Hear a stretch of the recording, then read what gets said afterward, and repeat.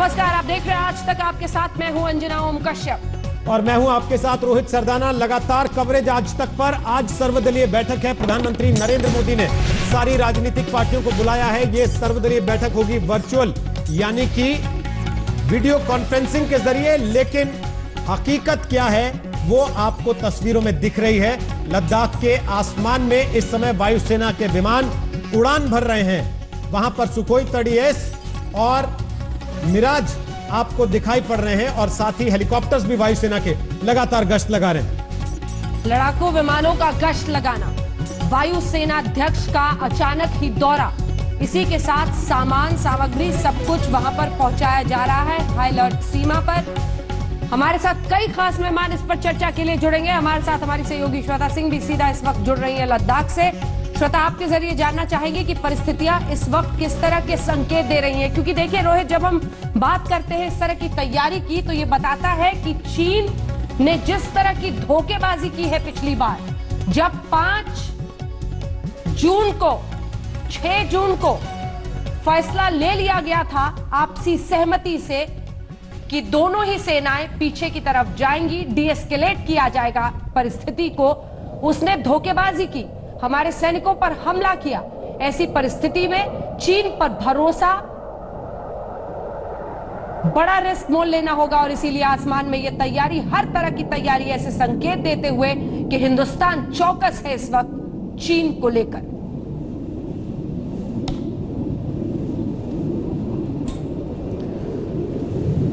तो तस्वीरें जो आप देख रहे हैं ये तस्वीरें लद्दाख के आसमान की तस्वीरें हैं, जहां आपको बता दें कि वायुसेना चीफ पहुंच गए। उन्होंने दौरा किया लेह के एयरबेस पर। उन्होंने बाकायदे तैयारियों का जायजा लिया और केवल लेह नहीं, तमाम वो इलाके जहां जहां से वायुसेना को अलर्ट रहने की जरूरत है वहां पर अब अलर्टनेस बढ़ा दी गई है, चौकसी बढ़ा दी गई है।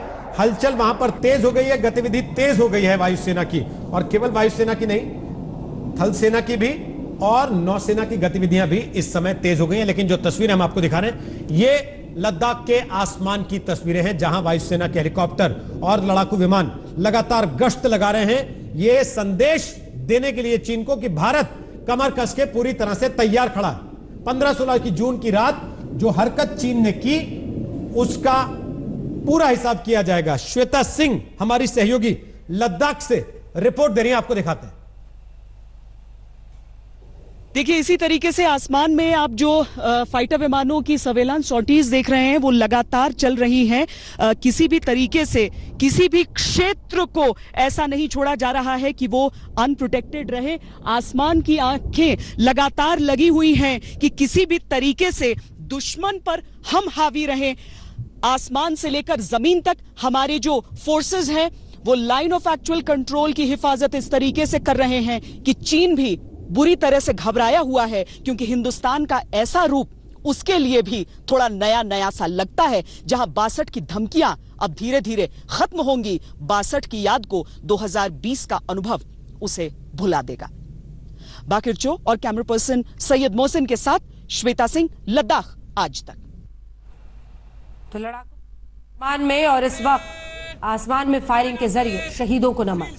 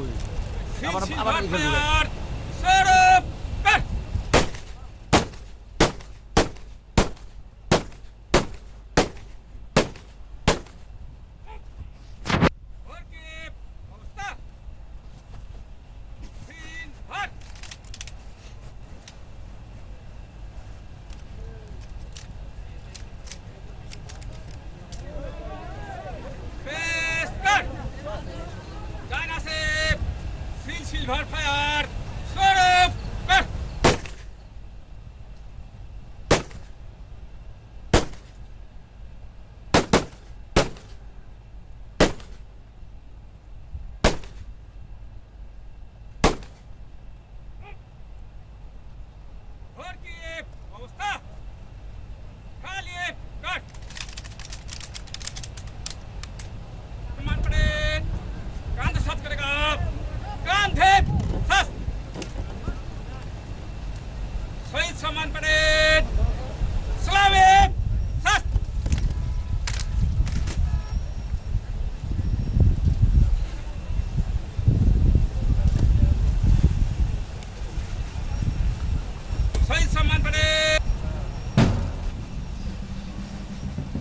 शहीदों के पार्थिव शरीर उनके घरों को पहुंच रहे हैं, उन्हें श्रद्धांजलि दी जा रही है पूरे सैन्य सम्मान के साथ। बलिदान व्यर्थ नहीं जाएगा हमारे शहीदों का, कहा था प्रधानमंत्री ने। सुनिए। त्याग और तितिक्षा हमारे राष्ट्रीय चरित्र का हिस्सा है, लेकिन साथ ही विक्रम और वीरता भी उतना ही हमारे देश के चरित्र का हिस्सा है। मैं देश को भरोसा दिलाना चाहता हूं, हमारे जवानों का बलिदान व्यर्थ नहीं जाएगा।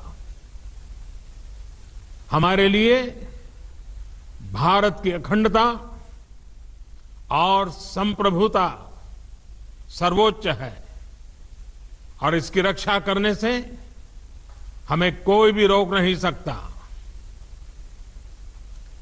इस बारे में किसी को भी जरा भी भ्रम या संदेह नहीं होना चाहिए।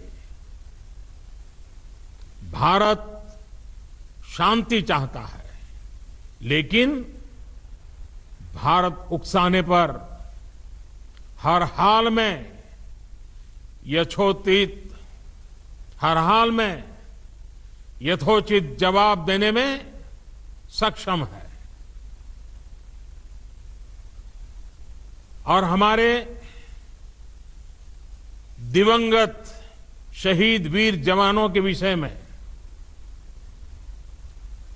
देश को इस बात का गर्व होगा कि वे मारते मारते मरे हैं।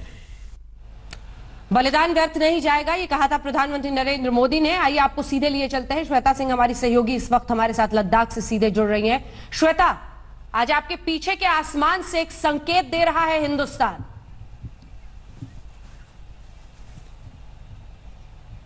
जी अंजना, सही कह रही हैं आप। और जिस तरीके से भारत ने अपनी तैयारियां यहां पर कर रखी हैं, चीन में एक छटपटाहट हुई होगी इस समय, क्योंकि भारत के पास जितने फॉरवर्ड एयर बेसेस हैं इस पूरे इलाके में अंजना, उतने चीन के पास इस सेक्टर को सपोर्ट करते हुए नहीं है।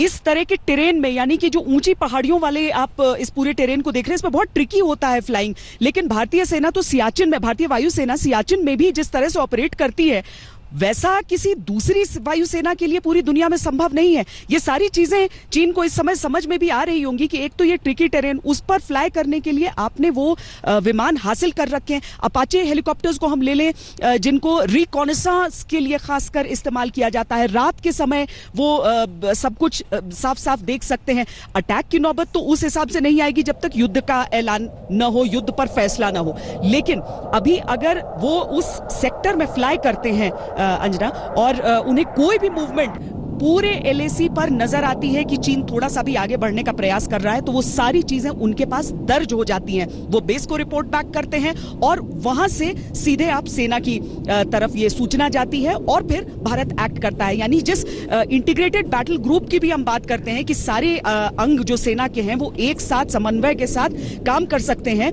वो जिसका युद्धाभ्यास भी हम इतने दिनों से कर रहे थे, अरुणाचल की सीमा से लगते हुए कर रहे थे, हम राजस्थान की रेगिस्तानी सीमाओं पर कर रहे थे, तो वो सारी चीजें अब यहां पर काम आ रही हैं। वो कोऑर्डिनेशन काम आ रहा है। वो विमान जो हमने हासिल किए हैं चिनूक से लेकर अपाचे तक, वो अब बहुत निर्णायक होंगे और कम से कम दुश्मन के दिमाग में, क्योंकि साइकोलॉजिकल वॉर जो है वो वॉरफेयर से पहले बहुत मनोवैज्ञानिक तौर पर चीन बहुत हद तक बैकफुट पर जाएगा इन सारी तस्वीरों को देखकर। जी बिल्कुल, और यही हम भी तस्वीरों के जरिए अपने दर्शकों को तब से बता रहे हैं। चीन कई, आप समझिए, मोर्चों पर इस वक्त घिरा हुआ है। और अब जिस तरह से एक तो अमेरिका के साथ उसके रिश्ते, ट्रेड वॉर जो एक तरह से चल रहा है, दूसरी तरफ हम देखें तो हिंदुस्तान के साथ उसने ये फ्रंट खोल दिया है। कोविड को लेकर वैसी ही उसकी बदनामी पूरे विश्व में हो चुकी है, चाहे वो कितना ही कालीन के नीचे उसे छिपाने की कोशिश करे। ऐसी परिस्थितियों में आज भारतीय सेना एक बहुत बड़ा संकेत देती हुई कि हम उस चीन के दबाव में नहीं आने वाले हैं।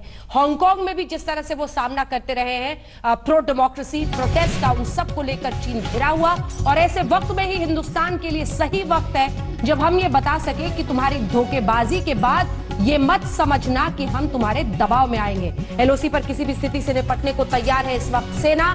साफ संकेत, पाकिस्तान की चुनौती से निपटने को तैयार है सेना।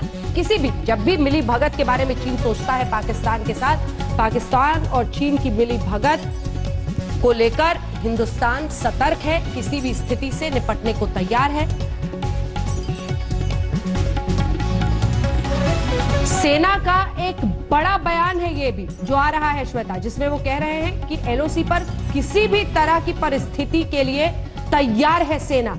यही संकेत आज वहां लद्दाख में भी वायुसेना अध्यक्ष के जाने, वहां पर लड़ाकू विमान के उड़ने और दूसरी तरफ पाकिस्तान को लेकर साफ सेना ने कह दिया।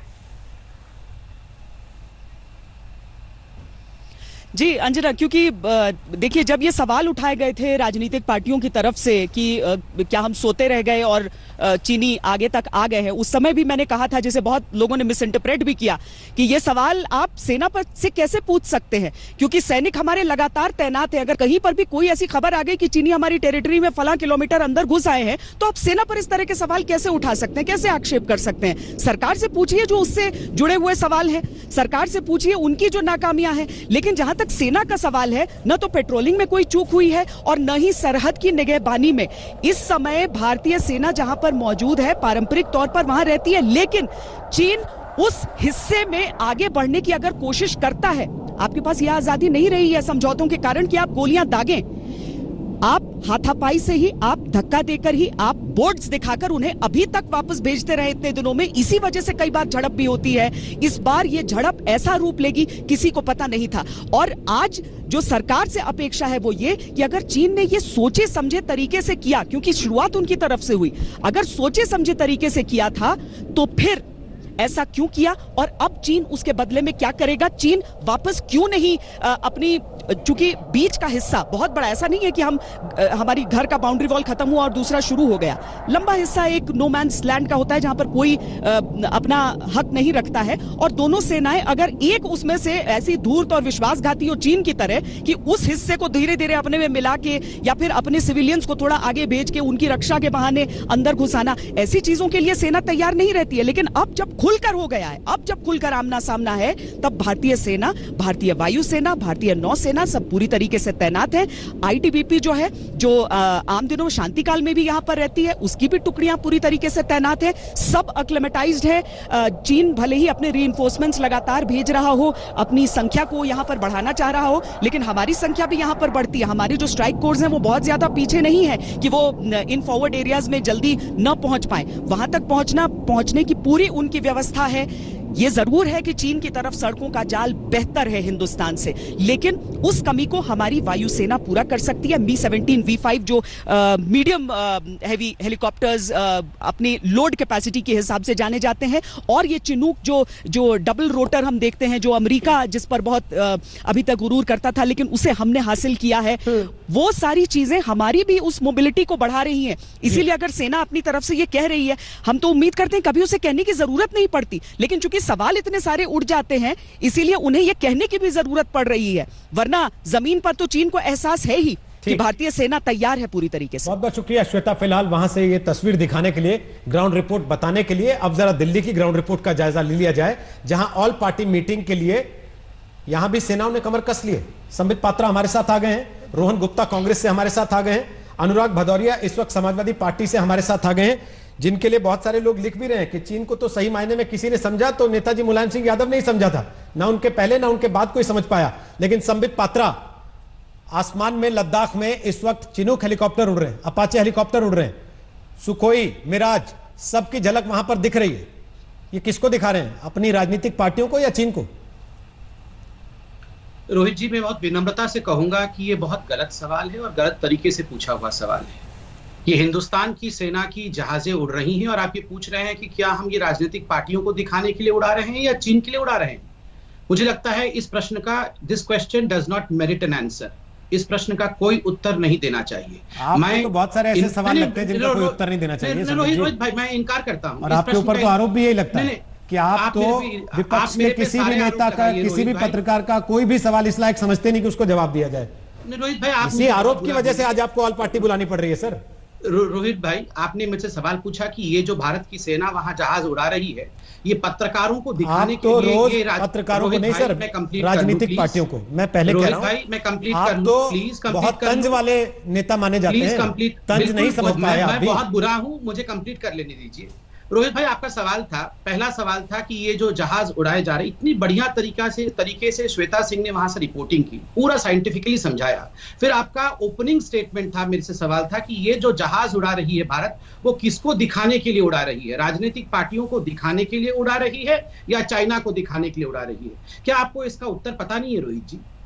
और ये इस पूरे विषय की संगीनता को भी हम नहीं जानते हैं कि कितना सेंसिटिव इश्यू है। मुझे हम तो राजनीतिक बहुत सारी पार्टियों चीजों के उत्तर पहले से पता रहते हैं कि आप लोग क्या देंगे। नहीं, रोहित जी, फिर भी उनके जवाब आपके मुंह से सुनने होते हैं ना डॉक्टर साहब। मैं आपको व्यक्तिगत रूप से भी बहुत पसंद करता हूं, आप बहुत अच्छे पत्रकार हैं डॉक्टर साहब, मगर मैं इस क्वेश्चन का उत्तर देना उचित नहीं समझता हूं। जनता देख रही है, जनता डिसाइड करेगी। नहीं, मसला ये है, इस समय एक बड़ी खबर आ रही है, आपको बता देते हैं। शाम 5 बजे से चीन को लेकर सर्वदलीय बैठक है, इसमें 17 पार्टियों को न्योता है और पीएम मोदी इन 17 दलों के नेताओं से बात करेंगे।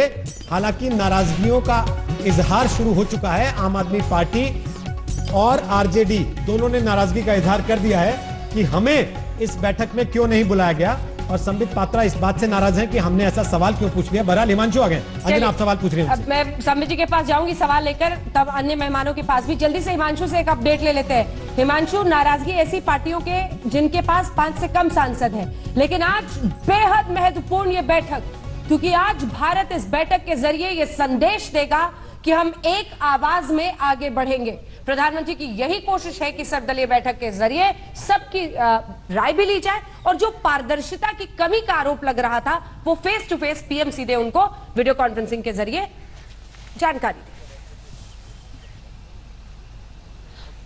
देखिए, बिल्कुल मैं आपको बता दूं अंजना कि ये बात सही है कि ऑल पार्टी मीटिंग बुलाई गई है। आप याद कीजिए कि पुलवामा की घटना हुई थी, उसके बाद सीसीएस की बैठक हुई थी और उसके बाद ही जो है प्रधानमंत्री नरेंद्र मोदी ने उस सीसीएस की बैठक के बाद ये घोषणा की थी सरकार ने कि ऑल पार्टी मीटिंग बुलाई जाएगी। और सरकार ने अब फिर से, जब चीन के साथ सीमा पर विवाद बढ़ चुका है, तनाव पूरी तरीके से सबको दिखाई दे रहा है, उस समय सर्वदलीय बैठक बुलाई है। और ये बात जरूर है कि जिन पार्टियों के 5 सांसद है उन्हीं को बुलाया गया है। इससे पहले भी इस तरीके की मीटिंगें होती नहीं है जिसमें 5 से कम सांसदों वाली पार्टियों को नहीं बुलाया गया। आप याद कीजिए, कोविड-19 को लेकर प्रधानमंत्री नरेंद्र मोदी ने लोकसभा राज्यसभा के फ्लोर लीडर्स की जब बैठक बुलाई थी, तो उसमें भी यही नियम रखा था कि 5 से कम जिन पार्टियों के सांसद है उनको प्रधानमंत्री के साथ वो बैठक के अंदर शामिल नहीं हो सकते थे।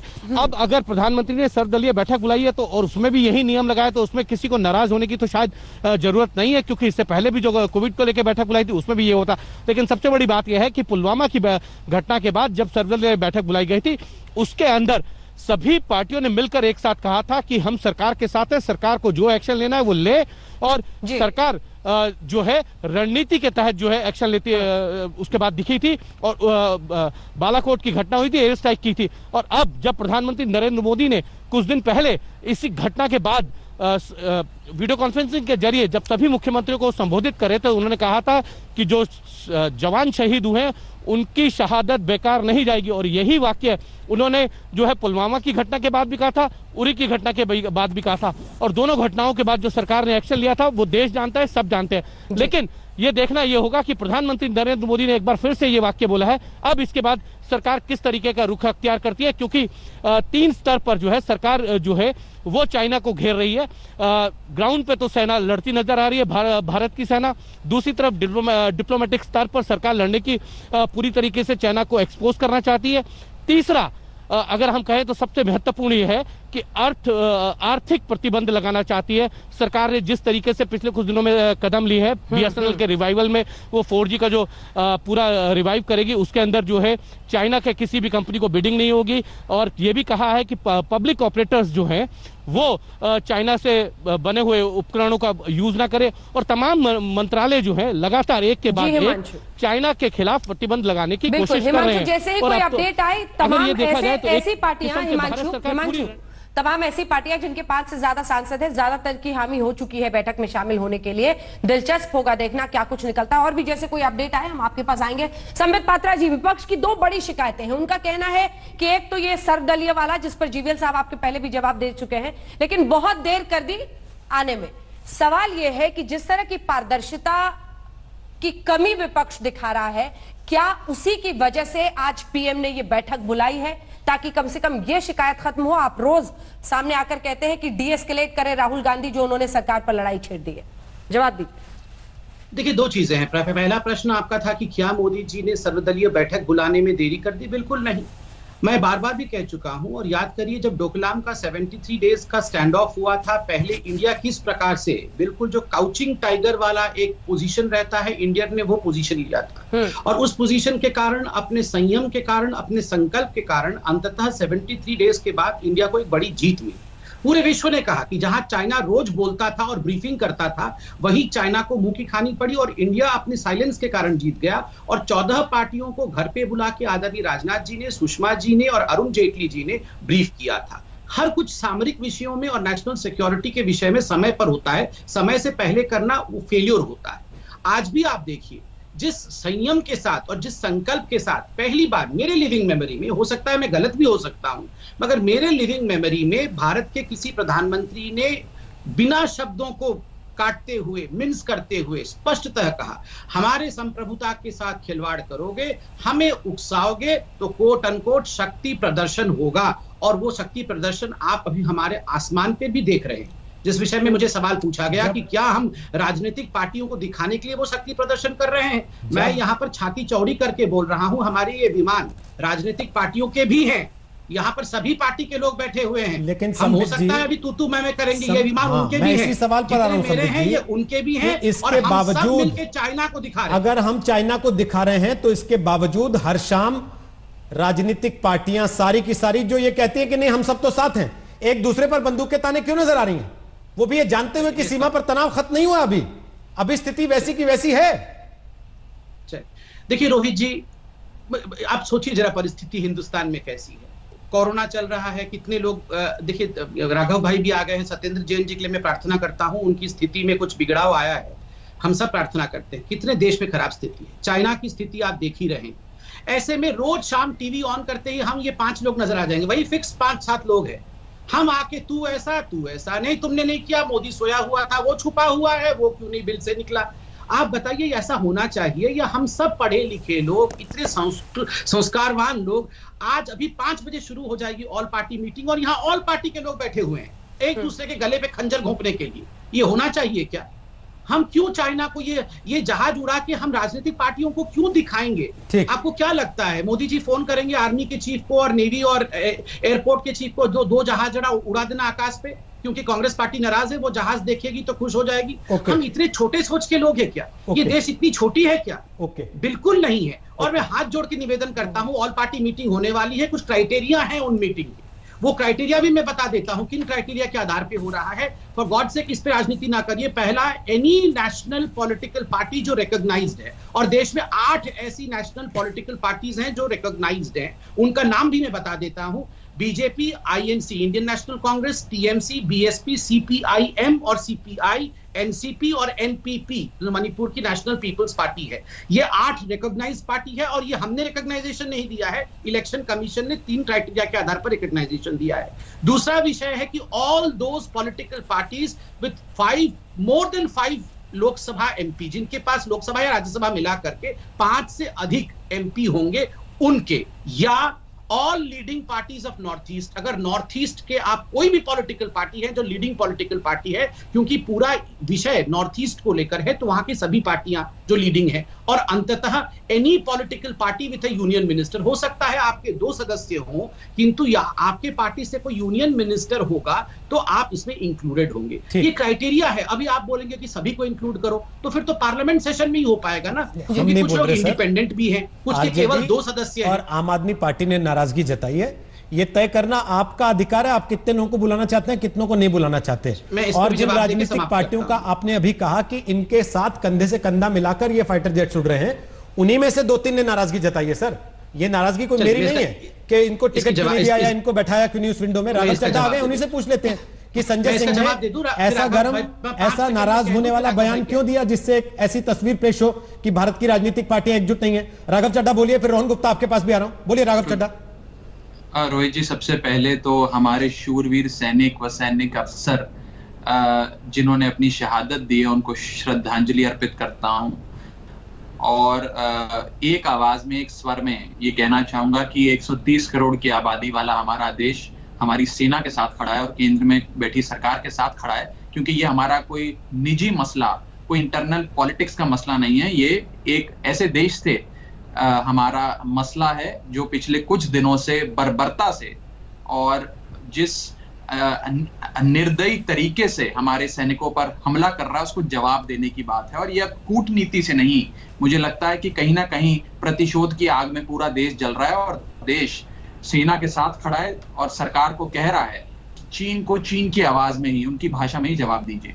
जहां तक ऑल पार्टी मीटिंग की सर्वदलीय बैठक की बात आप कर रहे हैं, हाँ, इसमें हमारे मन में थोड़ी सी एक पीड़ा ये जरूर है कि हमारी पार्टी को इस काबिल नहीं समझा गया कि हमें कॉन्फिडेंस में लिया जाए। दिल्ली के मुख्यमंत्री अरविंद केजरीवाल जी लगातार 3 बार दिल्ली की जनता की पहली पसंद बन के उभरे और हम पंजाब में मुख्य विपक्ष की भूमिका में 4 हमारे सांसद हैं, नहीं फिर भी न जाने क्यों कि केंद्र में बैठी भारतीय जनता पार्टी की सरकार ने, हो सकता है राजनीतिक मतभेद के कारण या कोई और कारणवश, हमें उस बैठक में नहीं बुलाया, हमें विश्वास में नहीं लिया गया। और जो अभी उन्होंने जो बात बताई दिया जा रहा है, उससे पहले जरा असदुद्दीन ओवैसी ने नाराजगी जाहिर की है। एक सेकंड, मैं आ रही हूँ राघव जी, ये खबर इस वक्त आ रही है। उन्होंने नाराजगी जाहिर करते हुए चीन पर सर्वदलीय बैठक में AIMIM को न्योता नहीं है, चीन पर सरकार सही जवाब दे, ये कहा है असदुद्दीन ओवैसी ने।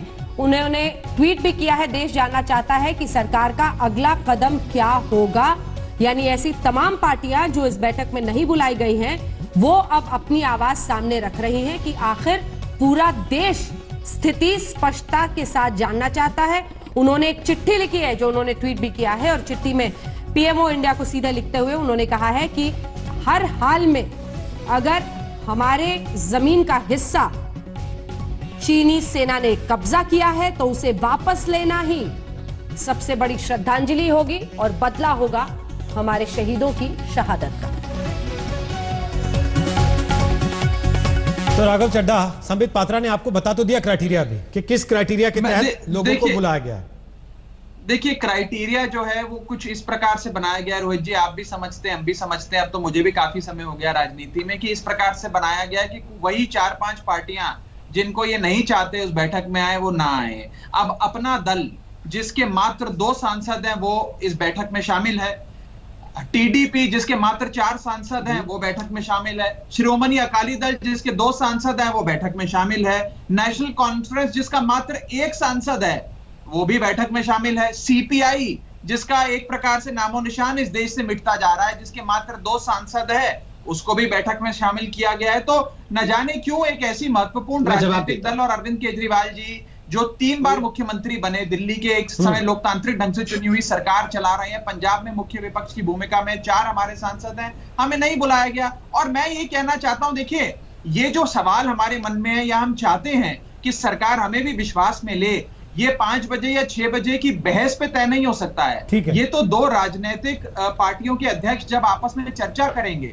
और देश को आप इकट्ठा समझेंगे। आज आपने मुझे नहीं भी बुलाया, हमारी पार्टी को नहीं भी बुलाया, फिर भी मैं कहना चाहता हूं हमारी पूरी पार्टी और दिल्ली की जनता और 130 करोड़ का देश आपके साथ खड़ा है। ठीक है, संबित जी इसका जवाब देना चाह रहे हैं। संबित जी जल्दी से जवाब दीजिए। हमें बदला जो मकसद था, संबित जी, जो मकसद था इस सर्वदलीय बैठक का, वही टूट रहा है। विश्वास में सबको लेना, एक सुर में बोलना। सुनिए अंजना जी, मैं इसका एक साइंटिफिक जवाब देता हूं क्योंकि मिसअंडरस्टैंडिंग्स नहीं होनी चाहिए। पहली बात तो है, इन्होंने कहा कि किसी के 2 सदस्य हैं उनको बुला लिया, नेशनल कॉन्फ्रेंस को बुला लिया, आपने TDP को बुला लिया। देखिए, नेशनल पार्टी कौन होंगी? वो जो 8 नेशनल पार्टी का नाम मैंने लिया, या जो पार्टी के मिनिस्टर, 8 नेशनल पार्टी की क्राइटेरिया होता है, 3 क्राइटेरिया है, वो भी आप पढ़ लीजिए, मैं समय उससे व्यर्थ नहीं कर रहा हूं। कितना परसेंटेज वोट में पूरे देश में मिलने से जाके आप नेशनल पार्टी बनते हैं, ये प्रक्रिया इलेक्शन कमीशन की होती है। दूसरी बात है, आपके अगर 5 भी सदस्य हैं, 4 भी सदस्य हैं, आपका कोई यूनियन मिनिस्टर है, तो ये क्राइटेरिया है। और ये क्राइटेरिया याद करिए, जब कोरोना की बैठक कैसा क्राइटेरिया है रोहित जी? मैं आपके बीच में नहीं बोला था, कैसा क्राइटेरिया? देखिए, कोई कैसा क्राइटेरिया बता तो रहा। और देखिए अंजना जी, इन्होंने कहा षड्यंत्र करके 2-3 पार्टियों को अलग करने के लिए। मतलब अभी हम चाइना से निपटे कि ये षड्यंत्र करके आम आदमी पार्टी, मतलब ये आम आदमी पार्टी और ये असदुद्दीन ओवैसी ऐसी कौन सी चीज है कि इनसे निपटने की आवश्यकता आन पड़ी हमको? और मैं आपको आश्वासन दिलाता हूं, निपटने की बात ही नहीं है, हम तो आपके साथ हैं, एक सेकंड संबित जी, इस अंजना जी, अगर हम सब एक साथ एक के ऊपर एक बोलेंगे तो मुझे लगता है राघव जी मैं आऊंगी, राघव जी मैं आऊंगी, अन्य मेहमान भी कई हैं, सिर्फ बीजेपी वर्सेस, एक सेकंड प्लीज सब लोग जल्दी से बहुत महत्वपूर्ण विषय जल्दी है। से कंप्लीट कीजिए। देखिए राघव जी, मैं आपको आश्वासन दिलाता हूं, कोई आपको पीछे नहीं छोड़ रहा है, और आप में से हर कोई कह रहा है हम देश के साथ खड़े हैं, हम आर्मी के साथ खड़े हैं, मगर खड़े हुए नजर भी तो आइए। आप तो खड़े हुए नजर नहीं आते हैं, सिर्फ खड़े हुए बोलने से कोई खड़ा हुआ नहीं होता।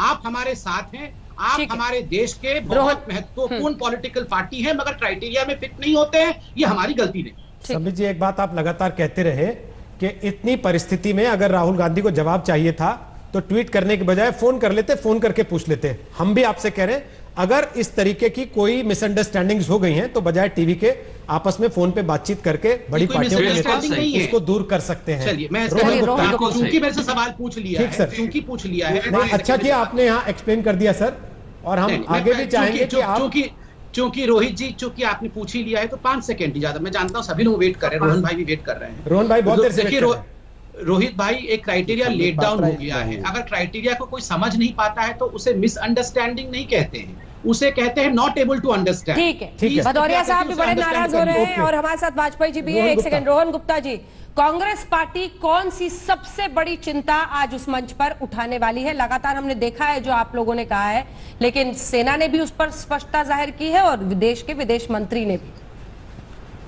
अंजना जी, बहुत स्पष्टताएं हो गई, बहुत बदले की बात हो गई। अब नहीं देखा जाता है कि देश के सैनिकों का जो खून बहता है, अब नहीं देखा जाता है। पिछले 45 दिन से ज्यादा समय से सब लोग सवाल पूछ रहे हैं सरकार को कि प्लीज बताइए कि सरहदों पे क्या हो रहा है, क्या चीन हमारी सरहद के अंदर आया है, क्या हाल है। बिल्कुल सरकार के पास कोई जवाब नहीं है, क्योंकि उनकी जो नजर है, जब चीन की नजर लद्दाख पे थी, उनकी नजर राज्यसभा चुनाव पे थी, उनकी नजर बिहार में चुनाव प्रचार में थी। ये सरकार की जो प्राथमिकता है, उसके कारण जो देश को जो चोट पहुंची है, अंजना जी, मैं आपके सामने ये कहना चाहूंगा, ये ऐसी चोट है, इस दिल पे चोट लगी है, अब ये चोट देश सहन नहीं कर सकता है। कब तक आप बदले की बात करेंगे? प्रधानमंत्री बोलते हैं उकसाना, अरे हमारे 20 जवानों को बर्बरता से मार दिया, उससे ज्यादा क्या उकसाने की आप बात कर रहे हैं? पूरा देश देख रहा है। और अभी आपकी ही एक चैनल है तक, उसने एक वीडियो जवान के पिता का वीडियो दिखाया। उन्होंने कहा कि हमारे जवान, मेरे लड़के का फोन आया कि हम लोग निहत्थे थे और वो लोग 2000 लोग थे, करीब हम 250 लोग थे, क्या जवाब देंगे? यही प्रवक्ता जो यहाँ पे बैठ के ज्ञान बांट रहे हैं, वही बोलते हैं कागज लेके आए थे, कह रहे वहां पे तो आम नहीं ले जा सकते। अरे लानत है, हमारे जवान मरते रहेंगे, आप बोलेंगे कि उनके हम हथियार नहीं देंगे? आपके मंत्री बोलते हैं कि उनके पास हथियार थे। किस प्रकार की सरकार है अंजना जी? अगर आप सरकार में हैं, आपकी जिम्मेदारी है कि देश के सामने हकीकत को लाया जाए। और आज जब लग रहा है कि उनकी सिचुएशन नहीं संभल रही, आज मीटिंग कर रहे हैं, अच्छी बात है, पर यही मीटिंग अगर 40 दिन पहले होती, यही बात अपने सुन ली होती, शायद हम हमारे शहीद जो जवान हुए उनकी जान बच सकती थी। उनकी बर्बरतापूर्वक हत्या हुई है और देश जब पूरा तनाव में है, ये भाजपा वाले चुनाव में है। ये आज देश की अरविंद वाजपेयी जी और मुझे पता है संबित जी इसका जवाब देना चाहेंगे, लेकिन क्या वाकई सरकार अन्य चीजों में व्यस्त थी और चीन को लेकर जो 40 दिनों से हर कोई सवाल पूछ रहा था, उस पर ठीक से ध्यान न देना इतनी बड़ी त्रासदी की वजह बना? इन सब बातों का जवाब हमारे प्रधानमंत्री दे चुके हैं और वो एक बयान में छुपा हुआ है उनका बयान, जो सार्वजनिक तौर से उन्होंने टीवी पे भी कहा है कि भारतीय सेना का बलिदान व्यर्थ नहीं जाएगा। याद करिए, पुलवामा के टाइम में भी यही हुआ था, तब भी उनका ये बयान था और उसके बाद क्या क्या कार्रवाई हुई। तो जरा सब्र रखें, कौन दुश्मन है, किस तरह से घेरा जाएगा, किस तरह से बदला लिया जाएगा, किस तरह से कूटनीति की जाए, चलो ये इतनी जल्दी ना मचाइए इसमें कि हमको एकदम जाके हम अटैक कर दें। ये मामले ऐसे नहीं होते हैं। आप भी 70 साल सरकार में थे, कितनी बार चाइना ने अटैक किया, कितनी बार हमारी जमीन कब्जाई, हम लोग तो ऐसे कभी नहीं बोलते। थोड़ा संयम रखते हैं। देखिए, ये चीन के साथ हमको बदला लेना है, नहीं लेना है, किस तरह से आगे चलना है, ये सर्वदलीय बैठक अभी आधे घंटे बाद 15 मिनट बाद होगी, वहां पे जवाब आएंगे। लेकिन एक बात मैं बताता हूँ कि सर्वदलीय बैठक में जो बातें ये करते हैं, वहां कुछ कहते हैं और बाहर आके कुछ कहते हैं प्रेस में, तो ये दोगला चरित्र भी नहीं होना चाहिए।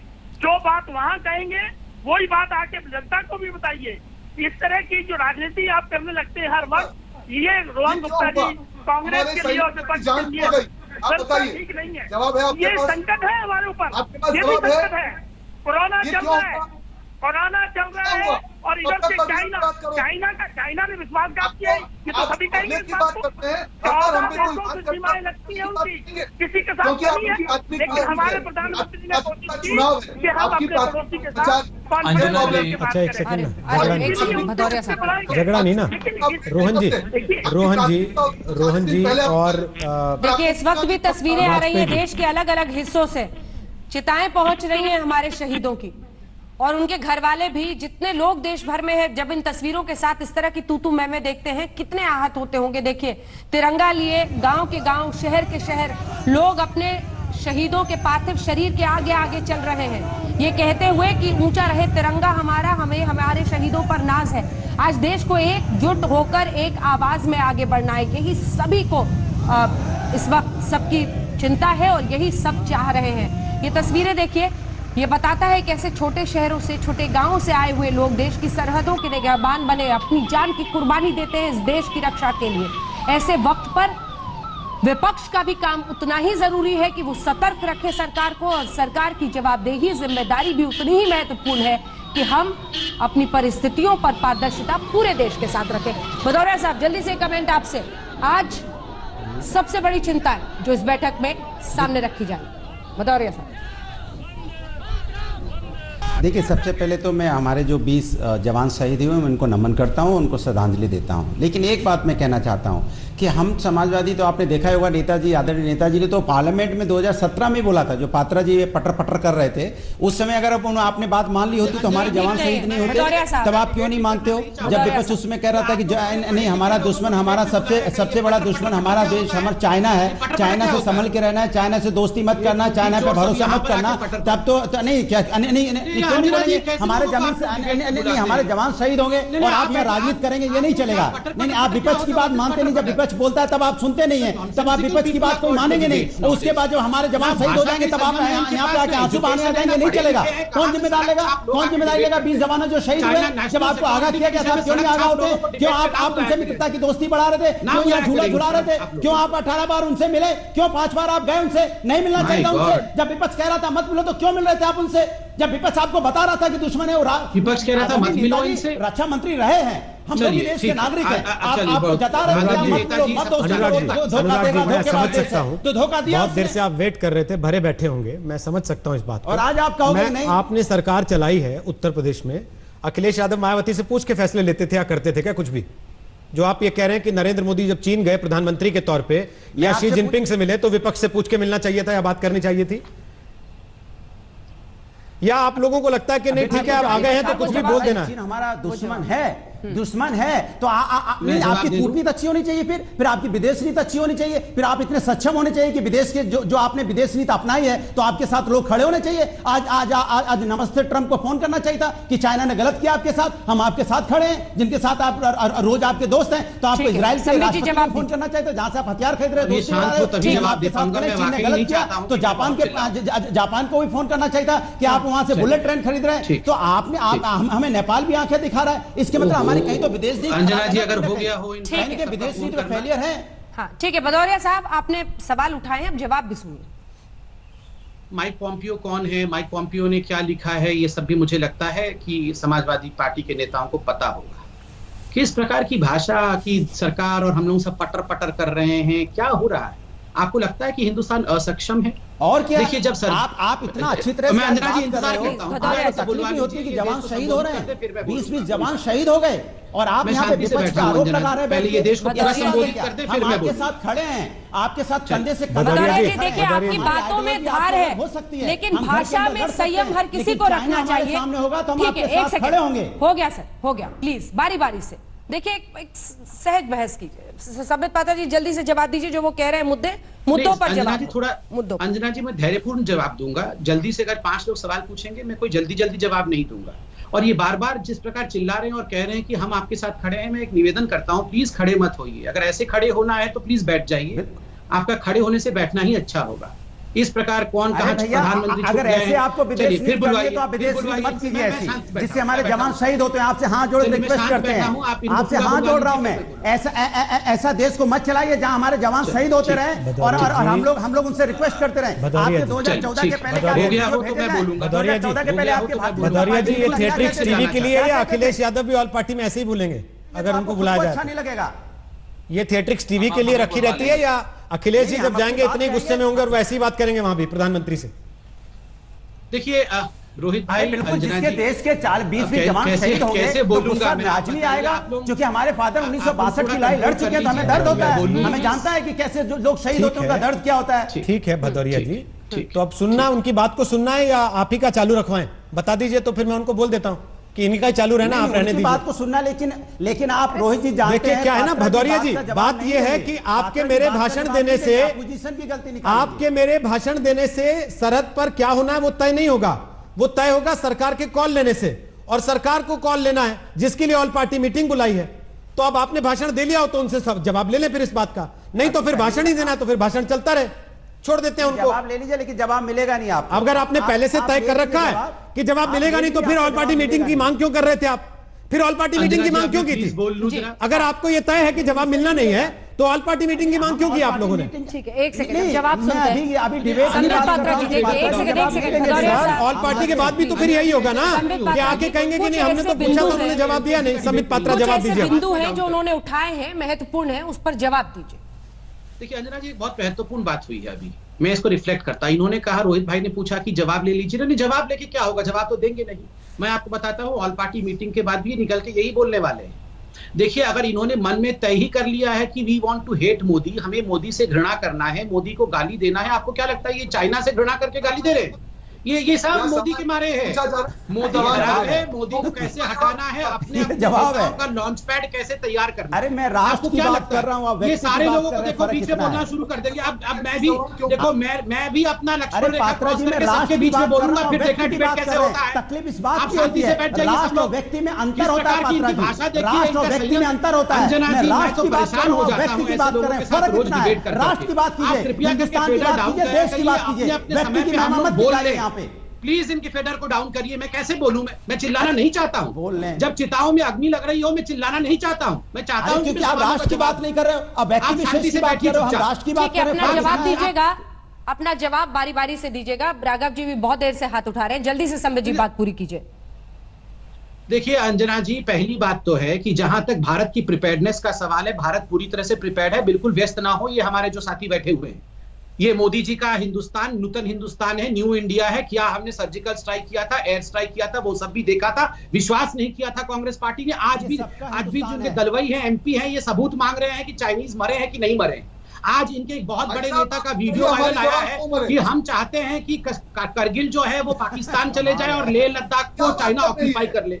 और एमओयू साइन किया था माँ बेटे ने जाके शी जिनपिंग के साथ। मुझे तो कभी कभी शक होता है, कि कुछ लोग तो घर के अंदर ही चाइनीज प्रोडक्ट बैठे हुए हैं, घर के अंदर भी चाइनीज प्रोडक्ट बैठे हुए हैं। और इसमें चाइना बहुत माहिर है, याद रखिए अंजना जी, इसमें चाइना बहुत माहिर है। ये दिखते भारतीय है मगर अंदर से इनकी आत्मा चाइनीज होती है, चाइनीज आत्मा।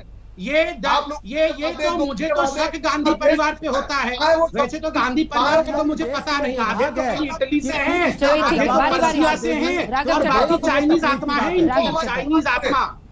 देखिए मैं बिल्कुल शर्म नहीं आनी चाहिए। चलिए ठीक है, सरकार ने एक नियम बनाया। एक सेकंड आवाज नीचे कीजिए सबकी प्लीज। इस तरह की मतलब बेवजह की बातों के लिए आज वक्त नहीं होना चाहिए।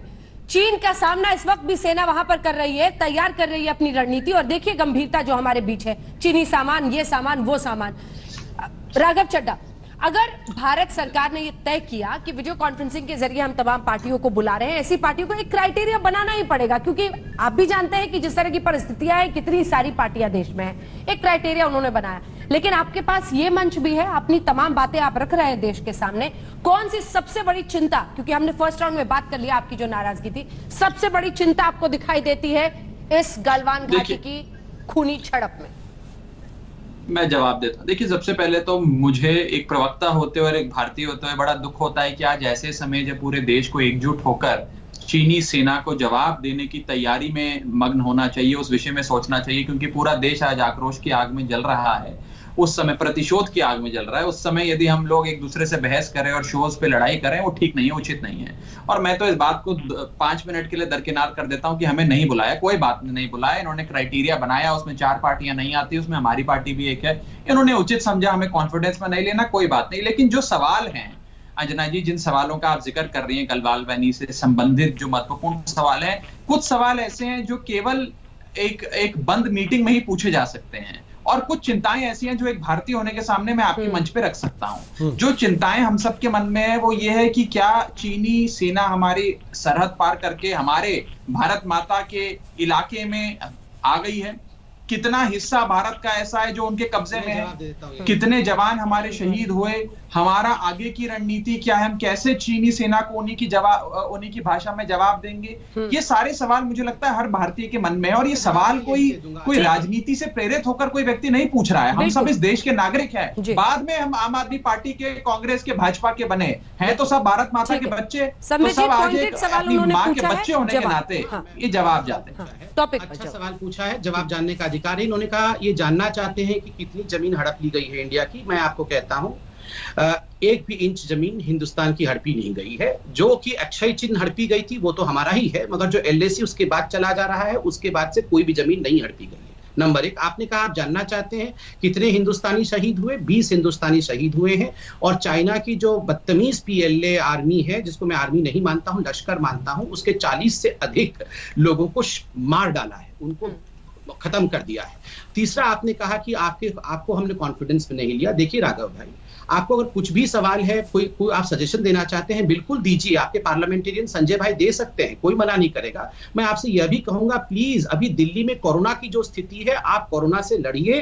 आप क्राइटेरिया कभी नहीं करते हैं। हम चाइना से बिल्कुल, हम लोग सब मिलकर लड़ेंगे, आपकी भी सुझाव को लेंगे। आप लोग हमें अपना हिस्सा ही नहीं मानते हैं। आप दिल्ली वालों को भारत का हिस्सा नहीं मानते क्या संबित जी? क्यों नहीं मानते हैं? क्या दिल्ली वाले भारत का हिस्सा नहीं है? तो हम क्या हम दिल्ली वालों की, क्या ये दिल्ली वाले इसी प्रकार का कंफर्ट क्राइटेरिया बनाएंगे कि वो पार्टी का अध्यक्ष जिसके पास लाल रंग का कुर्ता नहीं है वो नहीं आ सकता? एक ब्रेक के लिए रुकना पड़ता है जी, लेकिन ब्रेक के बाद ये चर्चा आगे जारी होगी नए मेहमानों के साथ, क्योंकि ब्रेक के बाद होगा दंगल। आप देख रहे हैं आज। नमस्कार, मैं हूं अंजना ओम कश्यप। हमें उम्मीद है ये वीडियो आपको पसंद आया होगा। लेटेस्ट खबरों के लिए यूं ही देखते रहिए आज तक, और इस वीडियो के पसंद आने पर लाइक, शेयर एंड सब्सक्राइब करना ना भूलें।